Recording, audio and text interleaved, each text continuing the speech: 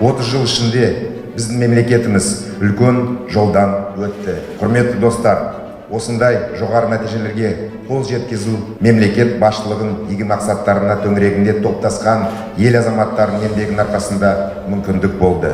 Қадірлі жерлестер, мен сіздерге адал еңбектеріңіз үшін, біздің облыстың дамуына қосқан баға жетпес үлестеріңіз үшін шынайы алғысымды білдіремін. Ортақ шаңырағымыз болашақта да даму, бірлік, еңбекқорлық және прагматизм мақсаттарына мен құндылықтарына негізделеді деп сенімдемін. Осындай мерейлі күні баршаңызға және сіздердің жақындарыңызға зор денсаулық, амандық пен және табыс тілеймін. Еліміздің тәуелсіздігінің 30 жылдығы құтты болсын.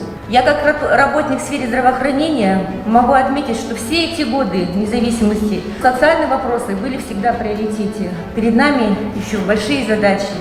Құрметті жерлестер, мейрам құтты болсын, еліміз аман, жұртымыз тыныш болсын, тәуелсіздігіміз мәңгілік болсын. Құрметті достар, осындай жоғары нәтижелерге қол жеткізу мемлекет басшылығының игі мақсаттарына төңірегінде топтасқан сіздердің секілді ел азаматтары еңбегінің арқасында мүмкіндік болды. Ваша миссия всегда особенная. Вы всегда первыми приходите на помощь гражданам в трудные минуты, обеспечивая общественную безопасность и защиту граждан.